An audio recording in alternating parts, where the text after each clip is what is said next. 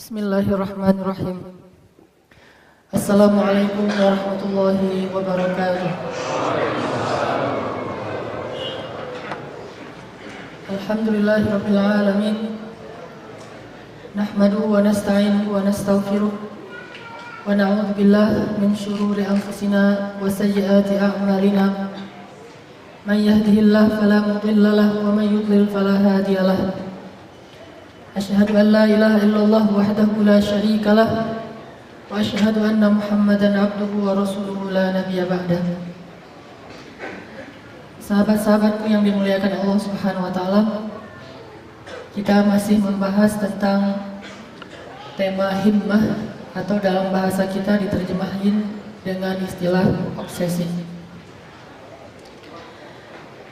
Himmah ini, sahabat-sahabat yang dimuliakan Allah, adalah salah satu di antara anugerah yang paling berharga yang Allah berikan kepada seseorang setelah Allah memberinya hidayah. Bahkan lebih berharga daripada Allah memberikan taubah dan ampunan dosa, maghfirah. Karena dengan himmahlah seseorang akhirnya bisa mencapai derajat orang-orang yang muhibbin, yaitu orang-orang yang diterima taubatnya oleh Allah. Karena himmah yang kuatlah seseorang bisa mencapai derajat taubatan nasuha. Tetapi tanpa himmah, taubat seseorang itu membutuhkan taubat. Istighfar kita membutuhkan istighfar. Zikir kita harus ditutup dengan istighfar, karena memang zikir yang tidak dibarengi dengan himmah. Makanya para ulama mengatakan himmah ini adalah anugerah terindah kedua yang Allah berikan setelah hidayah. Sehingga dengan himmah inilah seseorang bisa mencapai taubatan nasuha. Lebih penting dari taubah dan maghfirah. Di antara contohnya, misalnya kita tahu kisah seorang laki-laki yang membunuh 99 orang, kemudian digenapkan menjadi 100 orang, yang ke-100-nya ahli ibadah. Setelah dia mendapat nasihat dari seorang ahli hikmah, seorang ulama, tentang pentingnya taubat, tentang jangan berputus asa dari rahmat Allah, tentang Allah itu maha mengampuni semua dosa, tentang Allah Subhanahu wa ta'ala itu langsung menyayangi orang-orang yang ingin kembali kepadanya, muncullah himmah di dalam dirinya. Yang dengan himmah itu kemudian dia melangkah meninggalkan negeri tempat dia banyak berbuat dosa bersama teman-temannya. Dia hijrah. Himmah membuat dia memutuskan untuk hijrah dan mencari negeri yang lebih baik, yang banyak ulama, banyak orang soleh, banyak orang yang bisa mengajarkan dia untuk jadi lebih baik. Dan kita tahu adegannya, di tengah jalan dia meninggal dunia, tetapi Allah sudah mencatatnya taubatan nasuha. Jadi himmah itu lebih penting daripada taubat dan maghfirah.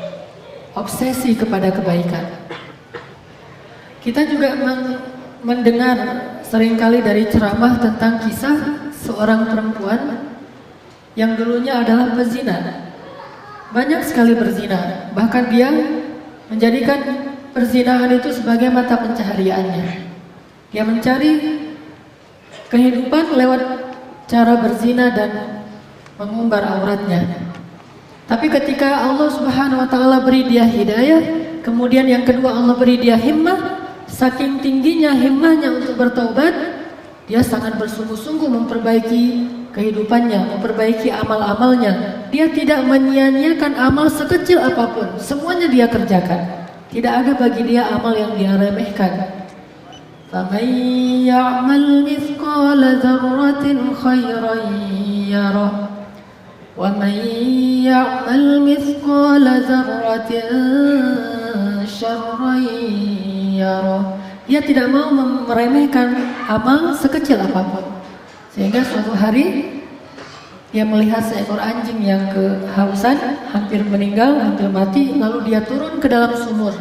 Sumur orang Arab itu besar, sehingga kalau mau ngambil air kita harus turun ke dalamnya.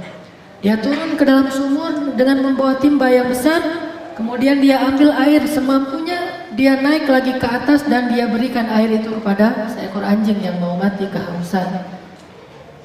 Dan Allah Subhanahu wa taala melihat ini dengan rahmat dan keridhaannya, sehingga perempuan ini kata Nabi termasuk min ahlil jannah, salah satu di antara penghuni surga. Ini himmah. Ini obsesi kepada kebaikan. Tetapi ada orang yang kehidupannya tidak ada himmah, tidak punya obsesi kepada kebaikan, sehingga dia hidup menghabiskan hari, bulan, tahun, bahkan usianya tidak ada hal besar yang dilakukan, tidak mengubahnya menjadi lebih baik. Ya, dia hanya mengalir saja. Saya tidak sebut seperti air, tetapi dia mengalir tanpa arah. Dia hidup tanpa tujuan. Dia melewati hari-harinya tanpa rencana, sehingga akhirnya dia mati dan hilanglah namanya, kesan dia pernah hidup bersama dengan hilangnya jiwanya. Maka dia tidak dikenal baik di bumi apalagi di langit. Ini orang yang miskin. Sehingga para ulama mengatakan orang yang kaya dan miskin jangan lihat dari harta dan yang banyak dan yang sedikit. Tetapi orang yang kaya adalah orang yang kaya himmah. Orang yang miskin, orang yang tidak punya himmah. Orang yang kaya, orang yang punya obsesi kepada akhirat, kepada kebaikan. Sedangkan orang yang miskin, orang yang tidak punya keinginan dan ketertarikan kepada akhirat dan tidak punya obsesi terhadap kebaikan. Dia hanya hidup sebagaimana makhluk-makhluk lain hidup yang tidak diberikan akal, hanya untuk makan, berkembang biak dan kemudian suatu saat dia mati. Ini orang yang miskin. Bahkan disebut masakin, orang yang sangat-sangat menyedihkan kondisinya karena dia tidak punya himmah. Himmah ini ikhwah sekalian lebih penting daripada ibadah. Karena seseorang yang tidak punya himmah, ibadahnya itu hanya sekedar menggugurkan kewajiban saja, tidak punya kualitas. Makanya himmah ini lebih penting daripada ibadah. Seseorang yang punya himmah, maka ibadahnya itu mengagumkan. Ibadahnya itu kesannya seolah-olah tidak ada yang bisa meniru ibadah seperti itu. Dan kita tahu cerita tentang Abdullah bin Zubair misalnya, seorang sahabat yang punya himmah dalam khusyuk dalam sholat. Sehingga kalau beliau sudah sholat, maka beliau akan berdiri seperti patung, tidak menggaruk sama sekali dalam waktu yang lama. Seberapa lama? Lama yang menyebabkan merpati hinggap di atas tubuhnya, seolah-olah tubuhnya itu adalah satu pohon yang berdiri tegak. Himmah lebih penting dari ibadah. Atau ada juga kisah seorang laki-laki yang himmahnya dalam sholat luar biasa, sehingga dia menjadikan sholatnya itu membuat dia lupa dengan semua urusan yang ada di sekelilingnya. Bahkan ketika dia dipanah berkali-kali, sampai 3 kali kena panah musuh, itu tidak merusak sholatnya. Ternyata himmah lebih penting daripada ibadah. Tapi orang yang tidak punya himmah dalam ibadah, yaitu orang-orang munafiqun.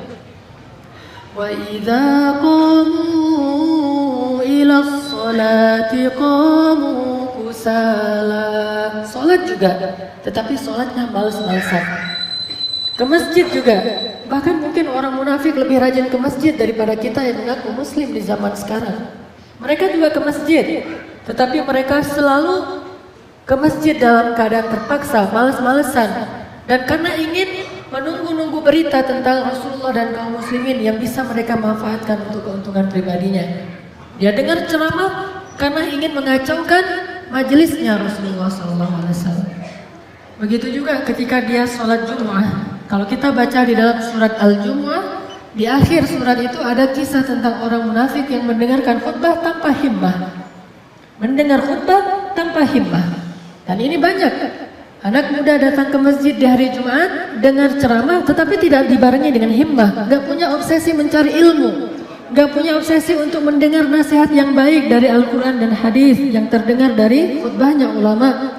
Dia hanya datang sekedar menggugurkan kewajibannya di hari Jumat. Sehingga orang-orang munafikun yang dikisahkan di akhir surat Al-Jumu'ah hanya dengan sedikit acara yang terjadi di luar masjid membuat mereka buyar konsentrasinya dan lalu bubar meninggalkan Rasulullah sedang berkhutbah di atas mimbar. Dulu hiburannya adalah datang pedagang-pedagang dari Syam, dari Yaman, itu hiburan yang membawa beberapa model hiburan seperti berpedang atau sandiwara atau musik atau apa. Sehingga mereka meninggalkan masjid untuk mendapatkan hiburan dan keuntungan dalam perdagangan. Kalau sekarang hiburannya bukan lagi di luar masjid, sudah ada di tangan kita masing-masing. Orang mendengar khutbah sambil chatting.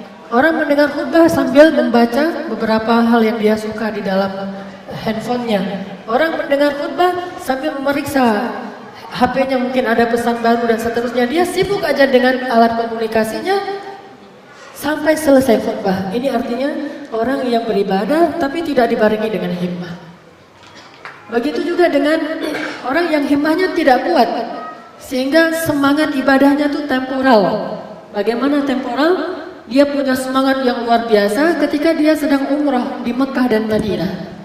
Selalu sholat berjamaah tepat waktu, bahkan sebelum azan sudah keluar dari hotelnya, bahkan itikaf di masjid, tilawah dan seterusnya, tawaf berdesak-desakan tidak masalah. Ini himmahnya tidak kuat, himmahnya temporal, hanya dalam kondisi-kondisi tertentu dia punya himmah.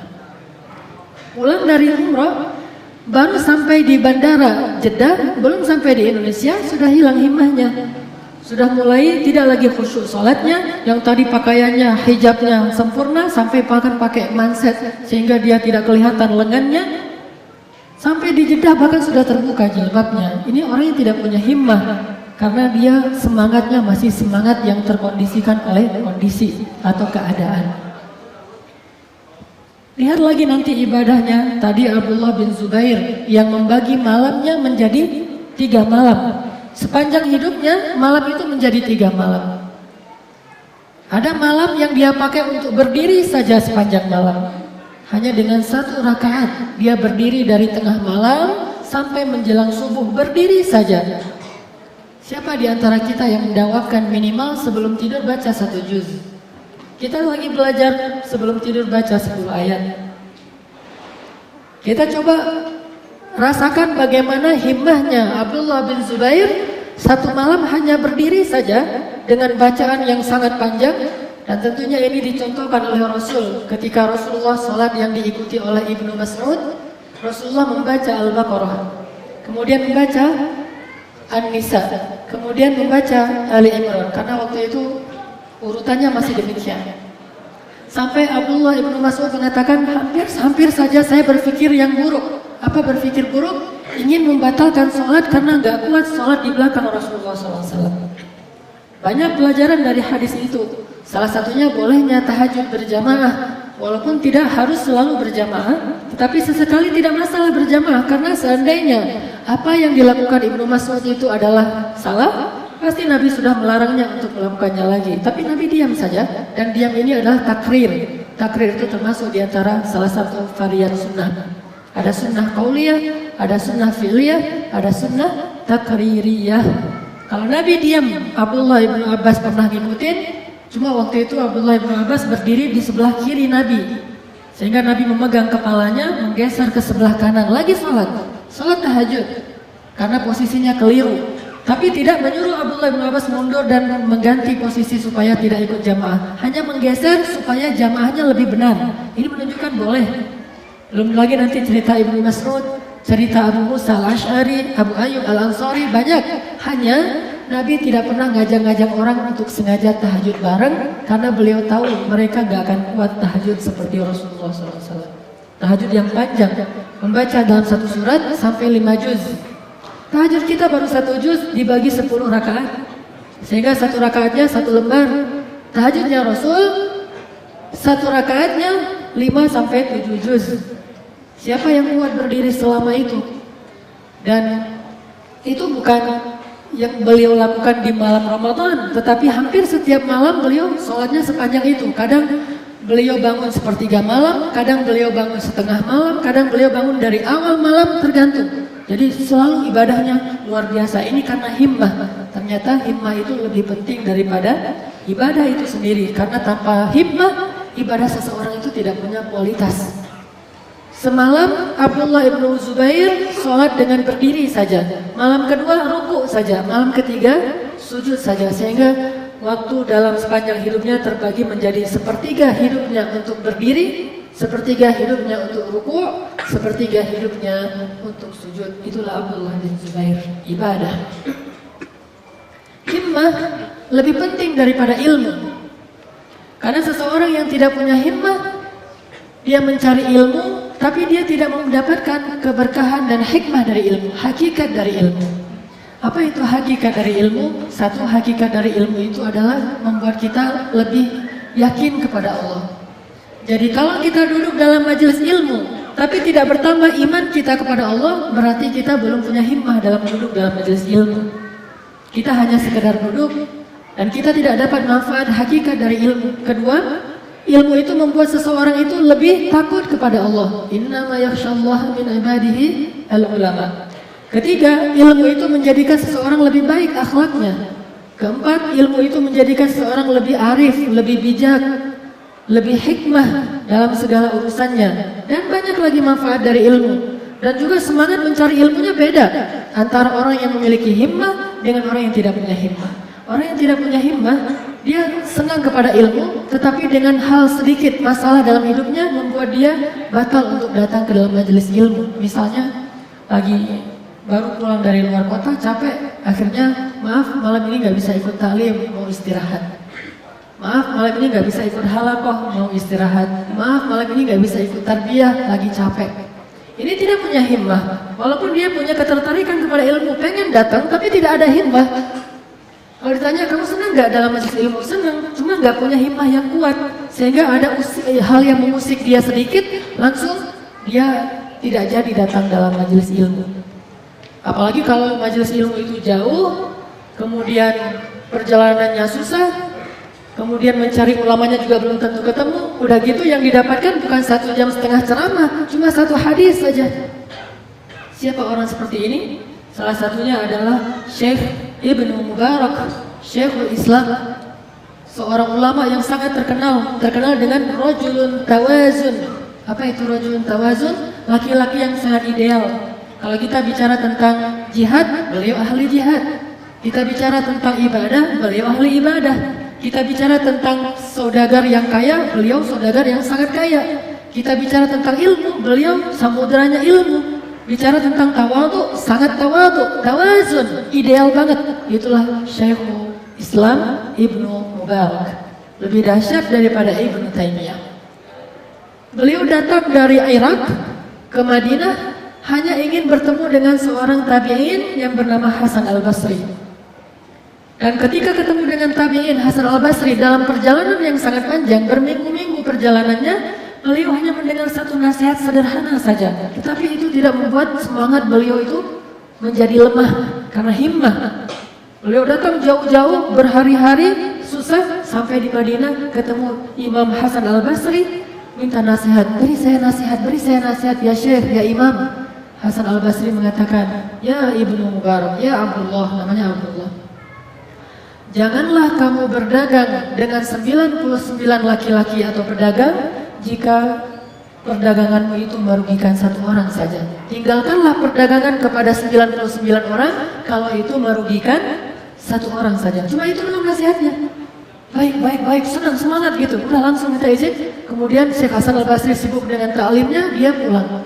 Di tengah jalan orang-orang berkata, ini Ibnu Mubarak terkenal. Ya Syekh, dari mana? Dari Madinah. Ngapain? Pengen ketemu Hasan al-Basri.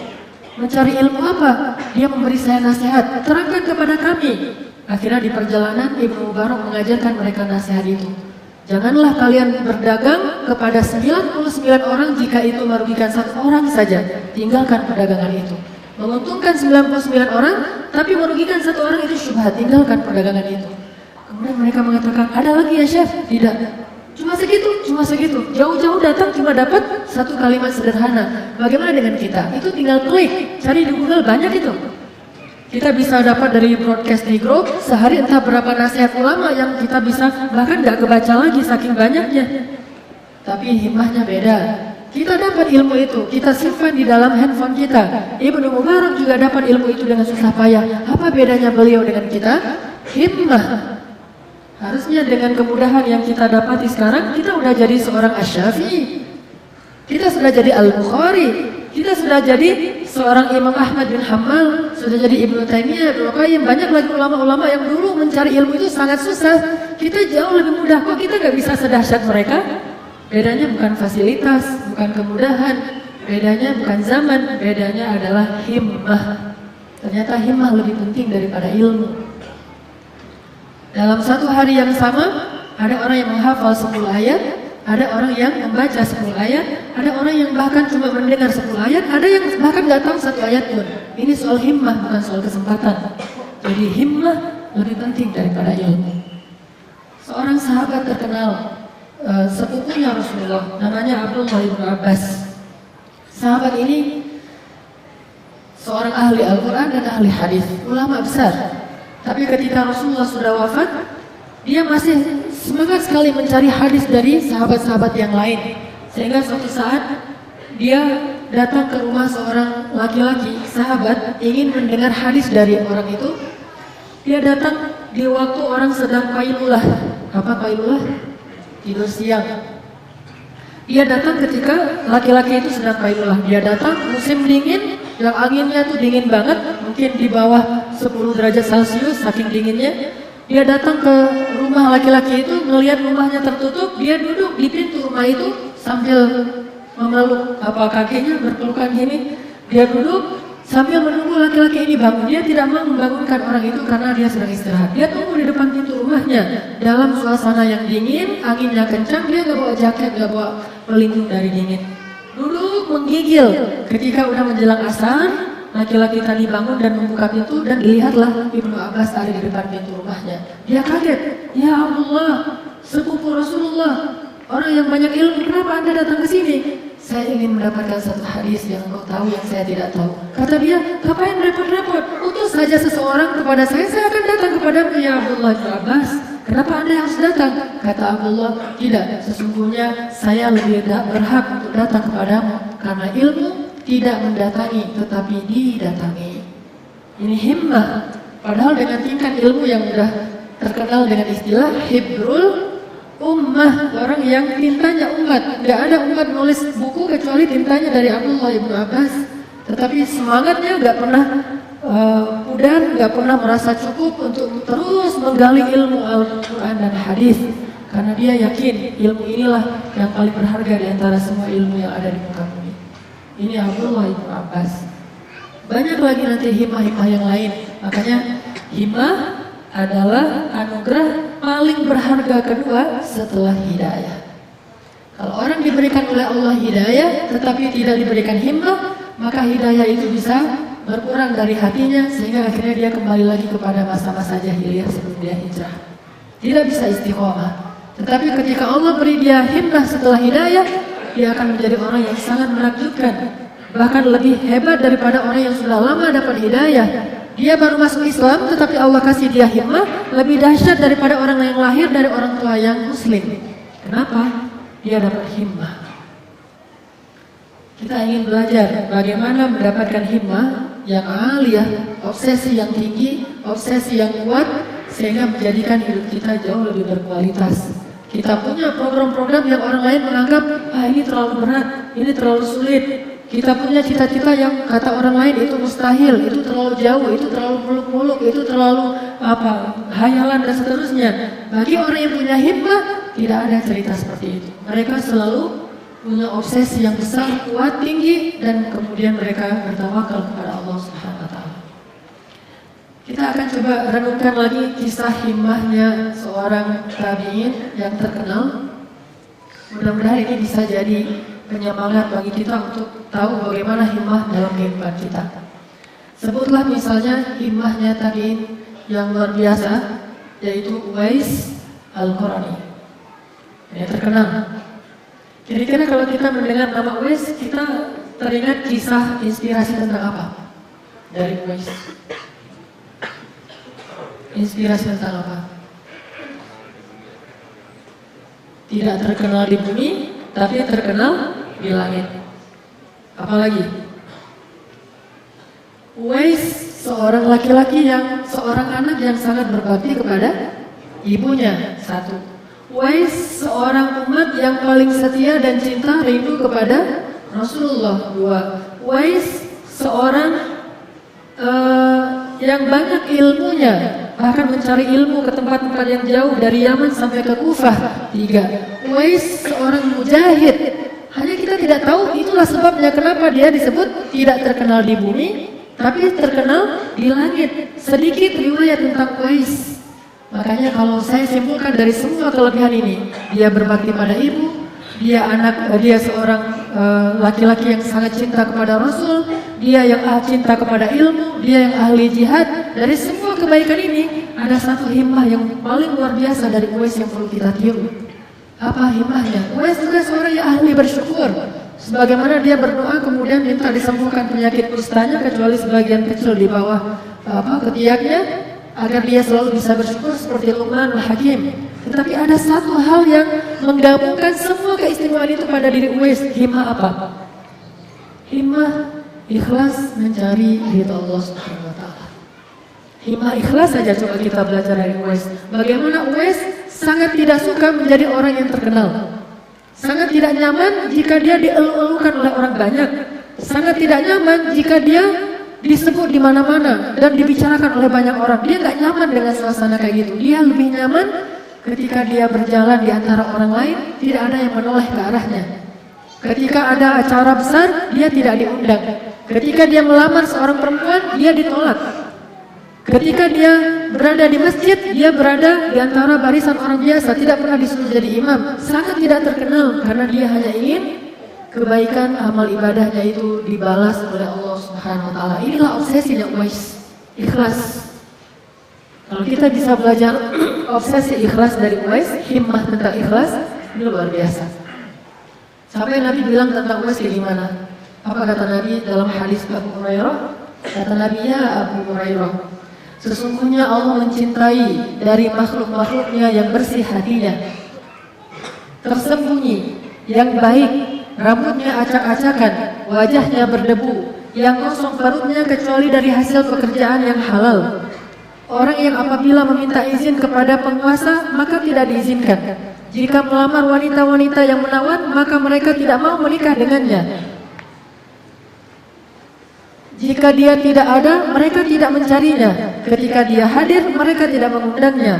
Jika ia muncul, kemunculannya tidak disikapi dengan kegembiraan. Apabila ia sakit, mereka tidak menjenguknya. Dan apabila ia mati, mereka tidak menghadiri prosesi pemakamannya.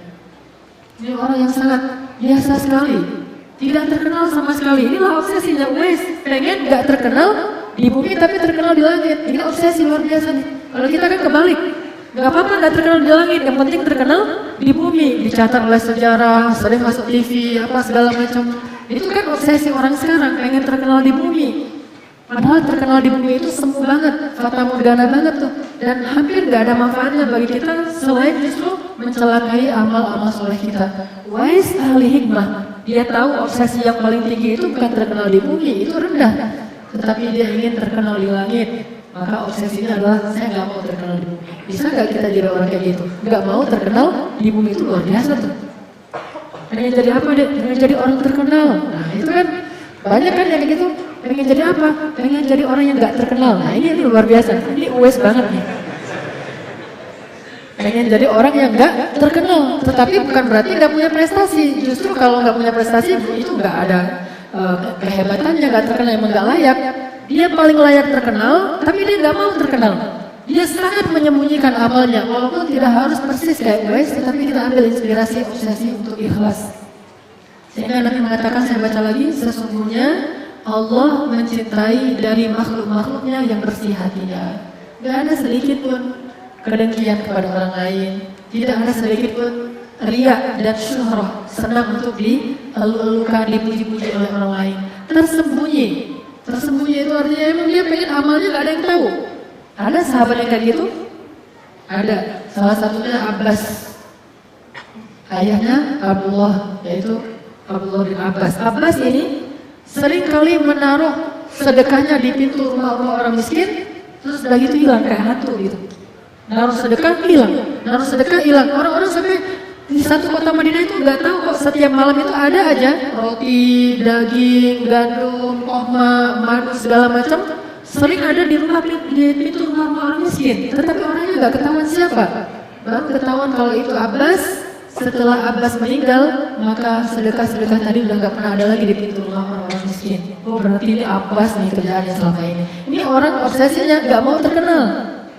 Tapi jika Allah sudah sayang dan cinta kepada seseorang, Allah akan buat dia tetap terkenal di langit dan di bumi. Sebagaimana hadis Nabi, siapa yang himmahnya mencari dunia, maka dunia akan lari darinya, akhirat akan lepas darinya dan dia jadi hina. Siapa yang akhirat menjadi himmahnya, maka Allah berikan akhirat untuknya dan dunia datang kepadanya. Sehingga kalau Allah mencintai seorang hamba, Allah akan mengumumkan di langit kepada Jibril, ya Jibril, aku mencintai fulan, maka cintailah dia. Kemudian Jibril akan mengumumkan kepada seluruh penduduk langit, wahai malaikat dan penduduk langit, fulan, Allah mencintai fulan dan aku mencintai fulan, cintailah dia. Kemudian penduduk langit itu akan datang ke seluruh malaikat-malaikat itu datang ke bumi, memberitahu kepada seluruh penduduk bumi kecuali manusia dan jin bahwa Allah mencintai fulan, Jibril mencintai fulan, para malaikat mencintai fulan, maka cintailah dia. Sehingga bahkan ikan yang ada di laut pun mendoakan orang itu. Hanya manusia dan jin aja yang nggak tahu. Jadi kita pengen ternar di bumi, lebih hebat lagi kalau ternarnya itu di antara ikan, di antara hewan, di antara tumbuhan, itu baru keren tuh. Kalau terkenal di antara manusia, nggak akan didoain, malah dicemberutin, dia cemburu sama kita. Apalagi terkenal di antara jin, itu digoda habis-habisan. Maka lebih baik gak usah terkenal di antara manusia dan jin. Manusia itu pendengki, jin itu suka menggoda kita untuk sesat. Jadi kalau kita gak terkenal di antara dua orang ini, selamat nih. Tanya kepada sapi, dia tahu banget tentang kita. Tanya kepada hewan-hewan, pokoknya kenal banget. Wah, si fulan, hewan kami kenal, tahu dari mana? Tahu dari mana malaikat di langit dan di bumi. Yang dimaksud dengan yang tadi tidak terkenal di bumi itu tidak terkenal di antara manusia dan jin, tetapi terkenal di antara semua makhluk Allah Subhanahu wa taala. Insyaallah nanti kita lanjutkan kisah Uwais ini setelah sholat Isya. Sahabat-sahabat sekalian, kita masih belajar namuzaj alil himmah. Namuzaj alil himmah itu artinya contoh-contoh teladan orang yang memiliki himmah. Dan sederhana sebetulnya himmahnya, tetapi karena dia sebuah himmah, obsesi yang aliyah, yang tinggi, jadilah dia luar biasa. Himmahnya hanya satu kalimat saja, atau satu kata bahkan, yaitu ikhlas. Itulah himmahnya Uwais Al-Qarni. Dia ingin menjadi orang yang ikhlas. Dia ingin jadi orang yang tidak terkenal di antara manusia dan jin. Tetapi Allah Subhanahu wa taala menjadikannya terkenal di langit dan terkenal di antara semua makhluk Allah Subhanahu wa taala.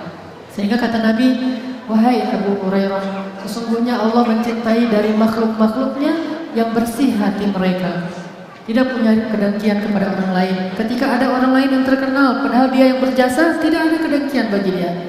Jadi ketika ada orang lain yang mendapatkan kebaikan hasil usaha kita, dia tidak masalah. Jadi ada semacam kayak kalau dalam training itu tentang menyediakan panggung.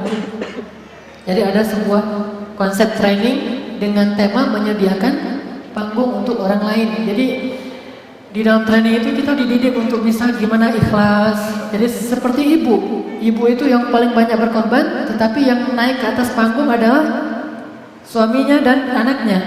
Nah, si ibu nggak naik ke atas panggung, sehingga nanti ketika anaknya itu udah sukses, suaminya mengatakan ini anak saya nih. Anak siapa? Bin siapa? Kan nggak ada bin ibunya ya, rata-rata bin ayahnya. Jadi yang terkenal justru anaknya dan ayahnya. Si ibu tidak terkenal. Ini namanya menyediakan panggung untuk orang lain. Dan banyak hal-hal yang seperti itu. Kadang-kadang memang dalam hidup kita ditempatkan oleh Allah dalam situasi yang kayak gini. Nah, siap nggak mental kita untuk seperti Uwais Al-Qarni? Ketika kita melakukan sesuatu yang besar, tetapi yang naik ke permukaan adalah orang lain. Kalau sesuatu yang kecil, mungkin ini lebih mudah untuk ikhlas. Bagaimana dengan sesuatu yang besar? Di mana ketika nama kita diketahui orang, mungkin kita akan jadi orang yang terkenal, kita akan jadi orang yang dikagumi, menjadi orang yang selebriti dan seterusnya. Tetapi disitulah ikhlas. Obsesinya seorang Uwais Al-Qarni, dia ingin tidak terkenal di antara manusia. Ini luar biasa unik. Dan inilah yang membuat dia istimewa. Tidak mau terkenal di antara manusia. Sehingga dia tidak punya dengki. Tersembunyi, amal-amalnya itu gak ada yang tahu. Dia paling berbakti kepada ibunya, bahkan tetangganya pun gak tahu.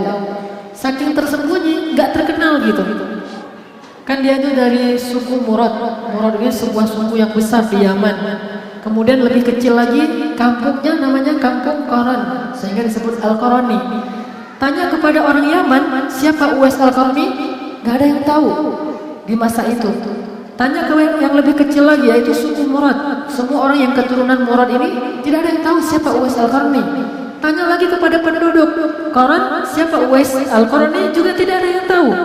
Tanya kepada tetangganya, mereka heran, kenapa kalian tanya tentang dia? Dia orang biasa saja, bahkan kami menganggapnya orang aneh, kata mereka. Saking tersembunyinya amal dia, sehingga gak ada yang menghargai kebaikan dia. Dia paling berbakti kepada ibunya, kita tahunya dari mana? Dari wahyu yang Allah sampaikan kepada Rasulullah, bukan dari kabar tetangganya, bukan dari orang-orang, bukan dari ibunya.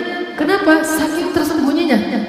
Gak ada yang tahu kecuali Allah Subhanahu wa taala yang memberitahu kita lewat lisan Rasulullah SAW. Kemudian dia juga seorang yang sangat sering membantu tetangga-tetangga yang miskin. Itu juga gak ada yang tahu kecuali kita tahunya lewat Rasulullah. Dia datang ke Madinah seorang diri setelah minta izin kepada ibunya, ibu saya ingin bertemu dengan Rasulullah, kangen banget dengan Rasulullah.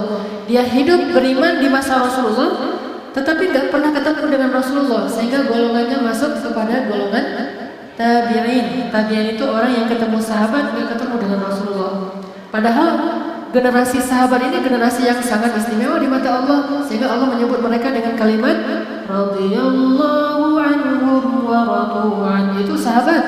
Dia kehilangan itu gara-gara dia tidak sempat ketemu Rasulullah. Kangen banget dengan Rasulullah, ingin sekali bertemu dan bertatap muka dengan Rasulullah, ingin mencium tangan Rasulullah, ingin berpelukan dengan Rasulullah sebagaimana Ukasyah yang senang kulitnya bersentuhan dengan kulit Rasulullah. Ini kan sensasi-sensasi spiritual yang luar biasa yang ingin dirasakan oleh Uwais. Tapi dia nggak bisa pergi karena dia punya ibu yang buta tua. Sehingga suatu saat karena ibunya tahu betapa anaknya ini sering nangis ingat Rasul, salawat sendiri tengah malam karena kangen sama Rasul, diizinkan juga, tapi jangan lama-lama ya. Diizinkan tapi nggak boleh lama-lama karena ibunya nggak ada yang nemenin. Pergilah dia dengan keledainya karena perjalanannya sangat jauh, lebih dari 500 km antara Yaman ke Madinah, sampai keledainya itu mati di tengah jalan. Tapi dia himmahnya tinggi sekali, terus berjalan sampai pingsan, ditemukan oleh penduduk Madinah, dibawa ke Madinah, dan dia bahagia ketika sadar ternyata udah ada di kota Madinah. Cari masjid Nabi, dia duduk dalam masjid, dia tunggu kapan Nabi datang, kapan Nabi datang. Ternyata Nabi waktu itu sedang di luar kota, sedang ada peperangan dan lama tidak datang-datang. Dia tunggu berhari-hari, Nabi tidak datang juga.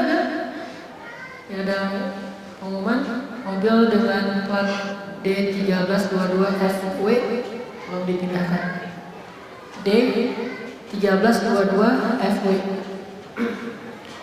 Akhirnya dia tidak bertemu dengan Rasulullah, dia pulang dengan hati yang sangat sedih karena tidak bisa ketemu dengan Rasulullah SAW. Dia pulang lagi ke Yaman demi ibunya, dan ini pun gak ada yang tahu. Kalau dia mau, dia bisa bilang ke seluruh orang Madinah, saya ini orang yang sudah melakukan perjalanan panjang sampai keledai saya mati, saya juga pingsan demi mencari Rasulullah, saya ini paling cinta kepada Rasulullah. Atau dia buatkan syair-syair bentuk cintanya kepada Rasulullah. Rindukannya padamu ya Rasul. Yang menyatakan itu, kita membacakan syair itu dengan sangat bangga. Ini sesuatu yang sifatnya positif, memotivasi. Tapi Uwais lebih dari itu. Dia tidak membuat syair-syair rindu, syair-syair cinta. Ya Taibah, ya Taibah, ishtaqna alaik, kami rindu kepadamu ya Rasul. Tidak ada syair-syair cinta. Dia hanya ingin tahu, dia hanya ingin yang tahu perasaan cinta dan rindunya itu hanya yang Maha tahu, Allah Subhanahu wa taala. Nanti biar Allah yang memutuskan, dikasih tahu nggak ya manusia? Ternyata Allah memutuskan dikasih tahu lewat Rasulullah. Dia pulang nggak ada yang tahu masalah dia. Orang biasa-biasa aja, siapa sih itu gitu, udah hilang aja tiba-tiba. Ketika dia udah pulang, Nabi datang ke kota Madinah, datanglah Jibril memberitahu kepada Rasulullah. Akhirnya Rasulullah menceritakan panjang lebar tentang Uwais. Panjang banget tuh cerita tentang Uwais. Bahkan para sahabat aja sampai cemburu kepada Uwais. Ini unik, ada sahabat cemburu ke tabi'in. Harusnya kan tabi'in cemburu ke sahabat. Ini sahabat cemburu ke tabi'in. Di antara semua tabi'in yang terkenal itu kan banyak banget tuh. Hasan al-Basri terkenal dengan ilmunya. Ibnul Musayyab atau Musayyib terkenal juga. Ada Musanna, banyak nih tabi'in yang keren, terkenal. Tapi Uwais tabiin yang nggak terkenal dengan ilmunya, nggak terkenal dengan jihadnya, nggak terkenal dengan apa-apa kecuali lewat hadis Nabi yang memuji Uwais habis-habisan. Tapi nggak pernah bilang ada seorang tabiin namanya Hasan Al Basri hebat. Padahal Hasan Al Basri itu luar biasa. Ada seorang tabiin ahli hadis namanya Ibnu Musayyab hebat. Nabi nggak pernah bilang itu. Nabi bilang Uwais dari Haram Al-Qarni. Kenapa? Karena hanya Allah Subhanahu wa taala yang tahu tentang amalnya, sehingga dia terkenal di langit lalu terkenal di antara orang-orang yang soleh. Yang pulang Nabi cerita tersembunyi yang baik-baik, rambutnya acak-acakan. Maksud acak-acakan bukan nggak menjaga penampilan ya, tapi emang karena dia miskin, jadi jangan mentang-mentang pengen ikut Uwais terus. Kenapa itu Uwais gitu. Tapi sekarang gaya acak-acakan kan lagi tren tuh di 2014, kalau 2015 kan udah mulai beda lagi tuh. Kalau 2014 kan dijelek-jelekin, makin jelek makin bagus kan, makin trendy gitu. Rambutnya acak-acakan itu artinya dia miskin dan terlalu banyak tugas pekerjaannya sehingga dia nggak sempat ngurus dirinya. Kerjanya itu menjaga ternak-ternak orang, terus dapat gaji sehari cuma 1 dirham. 1 dirham itu hanya untuk bisa makan berdua dengan ibunya dan sedikit tambahan beli roti untuk tetangga-tetangganya habis. Udah gajinya pas-pasan, dia masih bantu tetangganya lagi gitu. Dan nggak ada yang tahu tentang itu. Sehingga dia bilang rambutnya acak-acakan itu simbol miskin dan sibuk. Wajahnya berdebu, itu juga gitu, bahwa di rumahnya itu nggak ada yang kalau kita debu dikit udah disapu, dipel, apa segala macam. Sholat nggak pakai sajadah. Kok sholat di situ kotor? Kotor yang mana? Debu itu dianggap kotor. Padahal debu itu kan alat bersuci kedua setelah air. Tapi bagi persepsi orang Indonesia debu itu kok kotor. Sehingga kalau ada yang sholat di wajahnya ada debu, dianggap orangnya kok jorok gitu ya. Di wajahnya ada debu terus pakai kalau cewek itu pakai abaya, jubah perempuan, terus di bawahnya kan ada, karena sering ke sapu debu jadi warnanya agak-agak coklat gitu, dianggap jorok-joroknya orang soleh itu yang jilbabnya lebar malah jorok karena debu semua. Padahal debu yang ada di bawah baju abayanya itu suci. Bahkan ketika dia kena kotoran, maka itu tetap bisa dipakai sholat karena kotoran tadi sudah disamak dengan debu-debu yang ada di jalan. Jadi ini menunjukkan bahwa Uwais ini orang yang sangat miskin, fakir, wajahnya berdebu, perutnya kosong, jelas sekali. Rambutnya acak-acakan, wajahnya berdebu, perutnya kosong. Artinya bukan orang yang kaya, bukan penguasa, bukan orang yang terkenal, nggak ada kelebihan apapun, sangat-sangat sederhana. Kemudian dia tidak makan kecuali hasil pekerjaan yang halal, juga nggak pernah meminta-minta.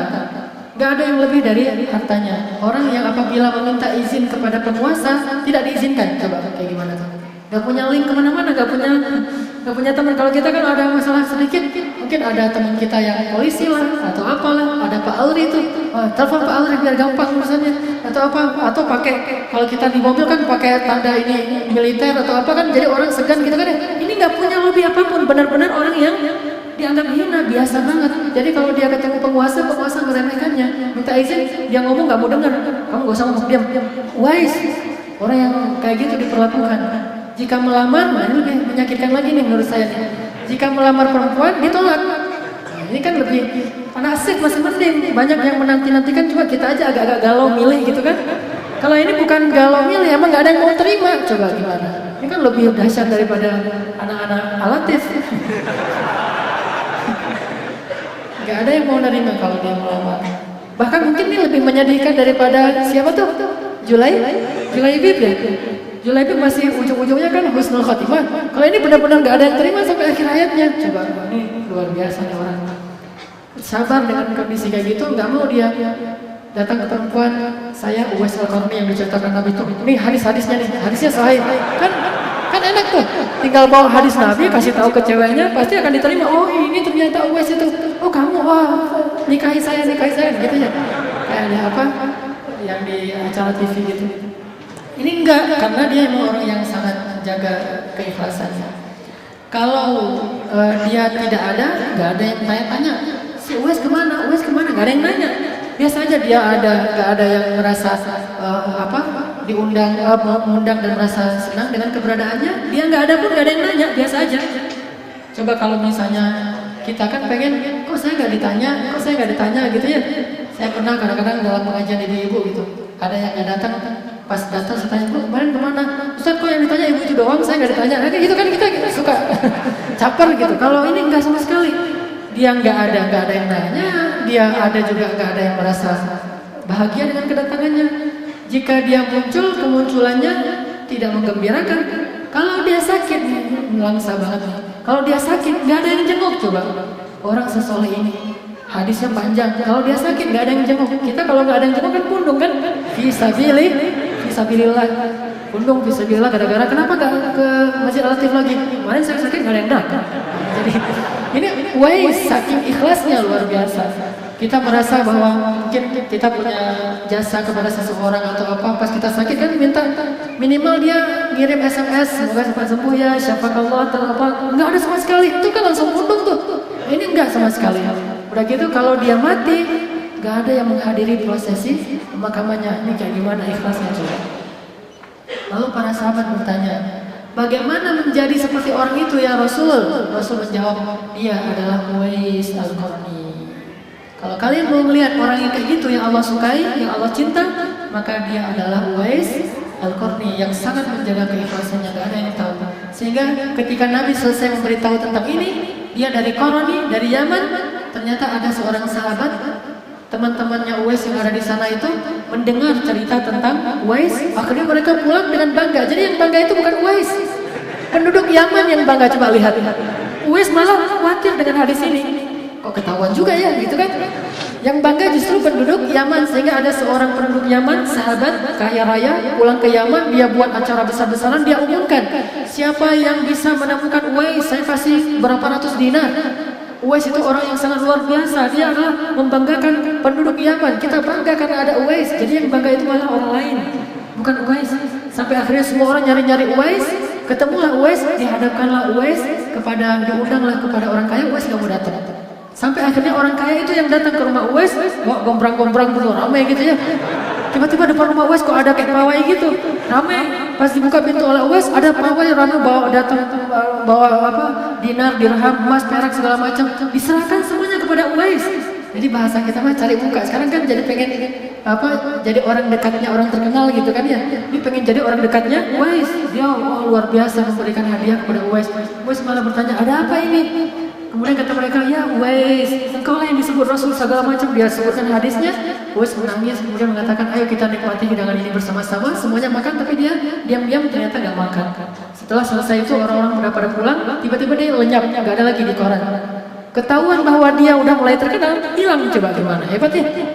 Sejak dia terkenal malah hilang. Kalau kita memunculkan diri supaya terkenal, saya masuk TV, saya ganti update status apa, biar gimana caranya eksis di dunia maya, eksis menjadi selebriti misalnya sosial media.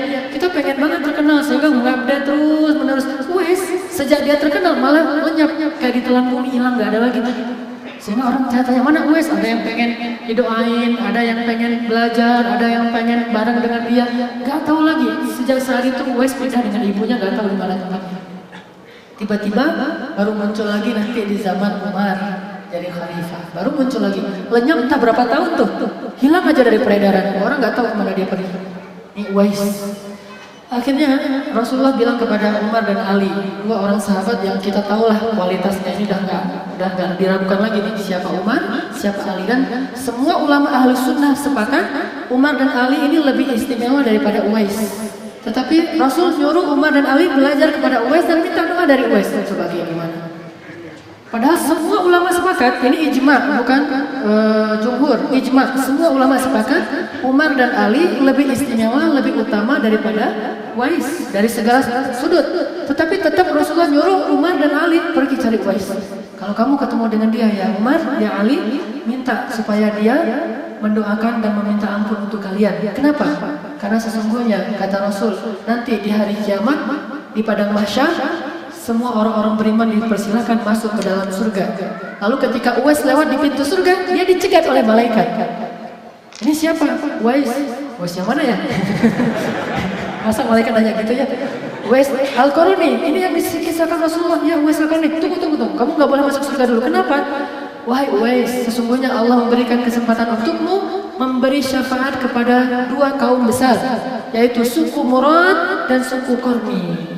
kamu bisa menyelamatkan, bukan dua kaum, menyelamatkan manusia sebanyak suku Murad dan sebanyak suku Qaran. Jadi entah berapa ribu orang bisa diselamatkan oleh Uwais, sehingga dia nggak boleh masuk surga dulu. Balik lagi ke padang mahsyar, cari orang yang soleh-soleh, yang ikhlas, yang punya kesamaan dengan Uwais, sebanyak suku Murad dan sebanyak suku Qaran. Ini saking istimewanya Uwais. Makanya kata Rasul, kalau kamu ketemu Uwais, minta doa dari dia, minta dia istighfar untuk wahai Umar dan Ali. Dan Umar dan Ali itu juga luar biasa, tawadhunya luar biasa. Tak mengatakan, saya minta maaf, minta doa ke dia. Apakah gak salah ya? Gitu kan gitu ya? Enggak, Umar gitulah, Ali. Coba kalau kita, Ustaz suruh minta doa kepada murid yang baru hijrah, tatonya banyak, sholatnya juga belum benar, tiba-tiba ada yang bilang, Ustaz, tuh orang soleh minta doa ke dia. Nggak kebalik, dia minta doa ke saya kan gitu ya. Gengsinya kan tinggi. Ini enggak, saking luar biasanya Umar dan Ali, ya Rasulullah. Sehingga suatu saat ketika Umar jadi khalifah di musim haji, Umar menemui jamaah haji dari Yaman. Lalu dia tanya, gimana orang-orang Yaman yang dari suku Murad dikumpulkan dari suku Murad. Ketika dikumpulkan dari suku Murad ditanya, siapa di antara kalian yang berasal dari Qarani? Dikumpulkan lagi jadi lebih sedikit. Lalu Umar bertanya, adakah di antara kalian bernama Uwais? Seorang laki-laki tua mengatakan, ada. Tetapi dia orang biasa banget, wahai Amirul Mukminin. Kenapa Anda mencari dia? Dia nggak tahu nih, udah lupa dengan cerita yang dulu. Dia orang biasa banget, bahkan kami menganggap dia orang aneh. Kata Umar, di mana dia? Kami suruh dia untuk menjaga onta dan kuda-kuda kami di Arafah. Coba bayangin.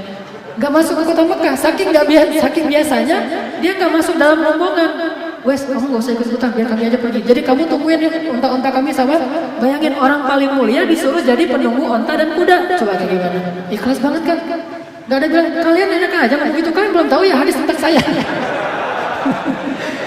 Emang kalian punya hadis? Saya punya hadis banyak. Kalau mau gitu ya, dari Abu Hurairah, dari siapa-siapa enggak. Ya udah dia tungguin tuh onta mereka, kuda mereka.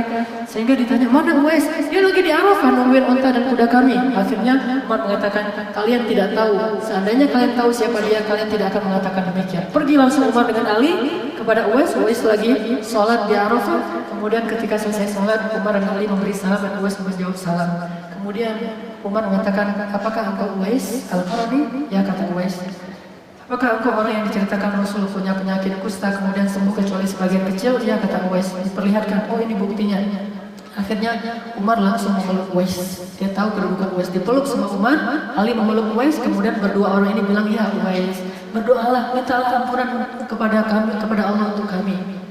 Uwais mengatakan, ya Allah, ampunkanlah Umar, ampunkanlah Ali. Coba kayak gimana? Ampunkanlah Umar, ampunkanlah Ali. Karena emang doanya mustajabah, pasti diterima oleh Allah. Kemudian kata Umar, setelah selesai haji ini kamu mau kemana Uwais? Kata Uwais, saya mau ke Kufah, mau mencari ulama belajar di Kufah. Kata Umar, kalau gitu terimalah ini hadiah dari saya, beberapa dinar untuk perjalanan kamu. Kata Uwais, ya Amirul Mukminin, di tangan saya masih ada 4 dirham sebagai gaji atas jerih payah saya menjaga kuda dan onta-onta orang Yaman. Mereka kasih saya 4 dirham. Saya nggak tahu apakah saya sempat memakai 4 dirham ini atau saya malah meninggal dulu sebelum 4 dirham ini habis. Bagaimana saya akan menerima lebih banyak dari itu? Sementara 4 dirham aja, itu saya bertanggungjawabkan nanti di akhirat. Panjang jadinya. Luar biasa tuh kalau kita kan senang dikasih sama presiden ini. Ya Amirul Mukminin, 4 dirham ini aja bisa jadi fitnah di akhirat. Kalau saya nggak bisa menghabiskannya dengan cara yang halal, gimana saya mempertanggungjawabkan di hadapan Allah? Apalagi dikasih yang mubazir lebih dari kebutuhan saya. Maaf ya Amirul Mukminin. Langsung Umar membuang uang di tangannya sambil menangis, sambil mengatakan, aduhai celaka. Seandainya ibu Umar itu tidak melahirkan Umar, seandainya ibu Umar itu tidak melahirkan Umar, dia merasa hina di depan Uwais, merasa dirinya itu jauh rendah, lebih rendah daripada Uwais Al-Qarani. Kemudian Umar mengatakan, kalau gitu nggak masalah, kamu nggak terima, sekarang saya buat surat untuk gubernur yang ada di Kufah. Sehingga nanti kalau kamu sampai di Kufah butuh apa-apa, datang saja bawa surat ini kepada gubernur. Ya Amirul Mukminin, sebaik-baik penjaga itu Allah Subhanahu wa taala. Saya tidak membutuhkan seseorang yang menghormati saya, apalagi seorang khalifah, seorang gubernur, sehingga membuat hatinya jadi terkotori oleh itu. Kan diundang oleh gubernur, diundang oleh khalifah, dianggap mulia. Kan itu bahaya bagi dia. Dia pengen jaga banget ikhlasnya, nggak mau terkenal banget, nggak mau dikhidmati oleh siapapun, nggak mau dilayani. Benar-benar menjaga ikhlas, obsesi, himmah menjaga ikhlas. Akhirnya Umar batal lagi tuh nggak jadi nulis surat kuasa kepada gubernur yang ada di Kufah. Tiba-tiba pelukan aja Umar nangis-nangis, ya Uwais tolong jangan pergi, temani saya ke Madinah, tinggallah bersama saya. Umar pengen banget dekat dengan Uwais. Uwais mengatakan, ya Amirul Mukminin, di antara kita ini ada sebuah bukit yang sangat tinggi dan hanya ketakutan kepada Allah lah yang membuat kita bisa bertemu. Jadi kita nggak ketemu dalam kehidupan nikmat atau apa, tapi kita bertemu karena kita sama-sama takut kepada Allah. Dan kata Uwais yang kalimat penutupnya apa? Aku tunggu engkau di akhirat. Luar biasa. Jadi bukan ketemu di dunia, ya nanti akan saya datang. Kalau saya datang nanti gumbrang-gumbrang lagi kan enggak ya? Saya tunggu engkau di akhirat. Coba ikhlasnya luar biasa. Saya tunggu engkau di akhirat di Amirul Mukminin. Menangis Umar, menangis Ali. Berangkatlah Uwais ke Kufah dan gak ada yang tahu lagi berita tentang dia. Sampai ada seorang laki-laki namanya Harim, dia datang ke Kufah cari-cari Uwais. Uwais lagi duduk di pinggir sungai Efrat sambil berwudu. Ketika dia datang kepada Uwais, Assalamualaikum ya Uwais. Waalaikumsalam ya Uwais, temani saya, saya ingin selalu bersama engkau. Kata Uwais, sesungguhnya sebaik-baik teman itu adalah Allah Subhanahu Wa Taala. Dia nggak mau ada pengikut, itu intinya. Dia nggak mau ada pengikut, itu intinya. Dia nggak mau jadi orang banyak mengikuti dia, kesannya kayak ulama gede banget gitu kan. Kita bahagia nih kalau Al-Latif tuh ramai. Dia malah pengennya Al-Latif sepi tuh. Luar biasa tuh. Kalau Al-Latif rame, sebagai ketua DKM, kalau ini Uwais itu dia sedih. Kok rame sih Al-Latif kayak gitu tuh. Kalau kita, saya, Pak Iman dan lain-lain senang Al-Latif rame. Ini bedanya kita dengan Uwais. Dia nggak mau ada pengikut, takut syuhrah, terkenal, sehingga dia nggak mau ada orang yang mengikutinya menjadi muridnya atau apa. Sampai hilang lagi berita tentang Uwais sekian lama, baru ditemukan di zaman Ali. Coba lintas zaman nih. Di zaman Rasul hilang, ketemu di zaman Umar. Di zaman Umar hilang lagi, ketemu di zaman Ali. Selang khilafah Utsman bin Affan. Di mana ketemu di zaman Ali? Sudah menjadi seorang syahid dalam perang Siffin antara Ali dengan Muawiyah dalam barisan pasukan Ali bin Abi Thalib. Itulah akhir dari cerita Uwais. Ketemu-ketemunya udah syahid dalam perang Siffin dalam barisan Ali bin Abi Thalib.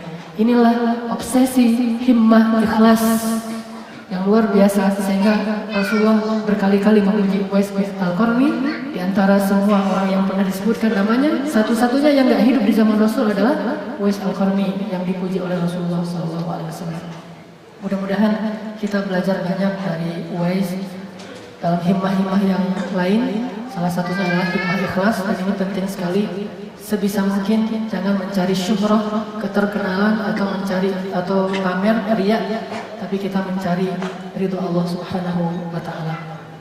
Mari kita tutup halaqah kita ini dengan sama-sama berdoa.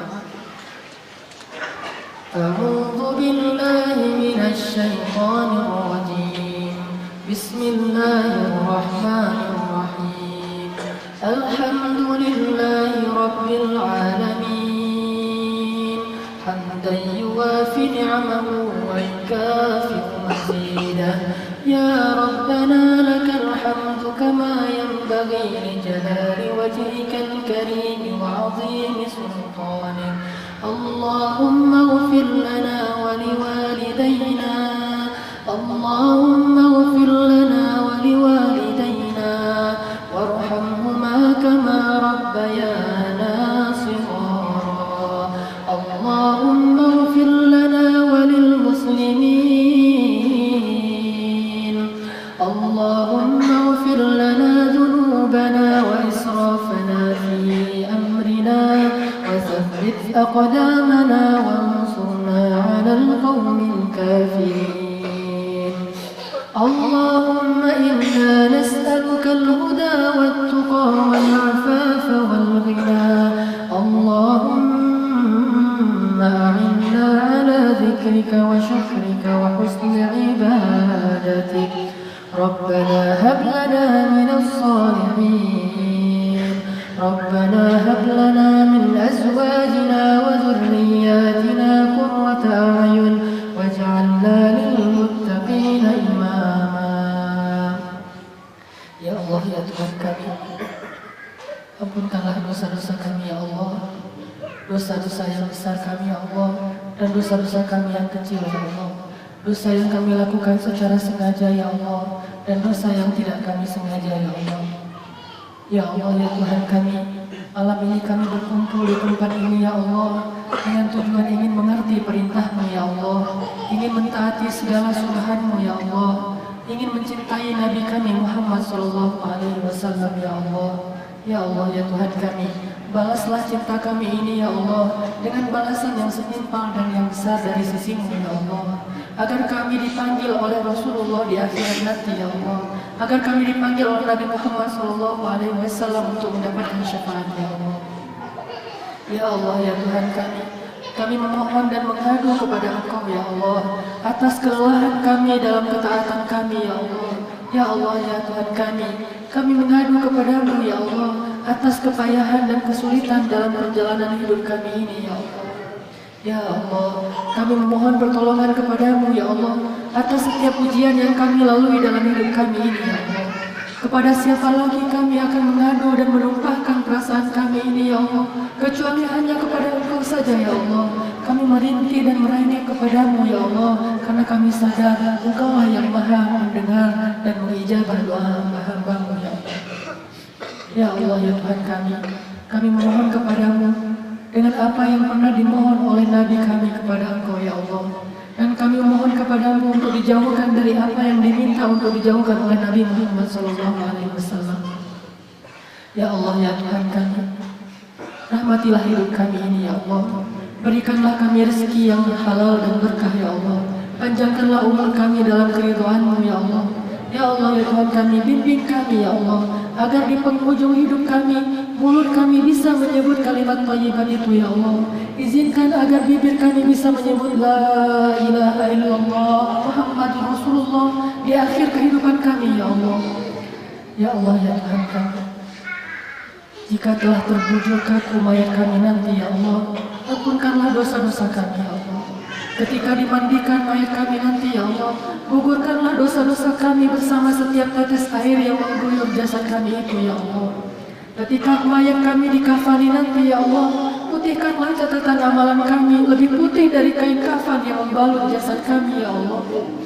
Jadikanlah anak kami yang paling soleh ya Allah, yang akan mengimami sholat jenazah terhadap kami nanti ya Allah.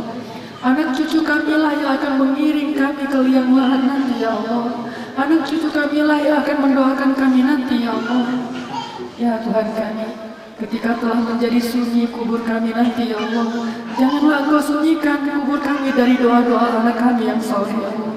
Ya Allah ya Tuhan di saat malam pertama kami di dalam alam barzakh nanti ya Allah, jadikanlah kubur kami di antara taman-taman surga ya Allah. Janganlah Engkau jadikan kubur kami di antara kawah-kawah api neraka ya Allah. Ya Allah ya Rabbana, kami mohon kepada Engkau ya Allah, agar Engkau bangkitkan kami bersama para nabi, para aulia, para salihin yang Engkau ridhoi. Ketika kami bangkit nanti dari kubur kami mohon agar Engkau berikan kepada kami kitab dari sebelah kanan ya Allah. Janganlah Engkau memberikan kami kitab dari sebelah kiri ya Allah.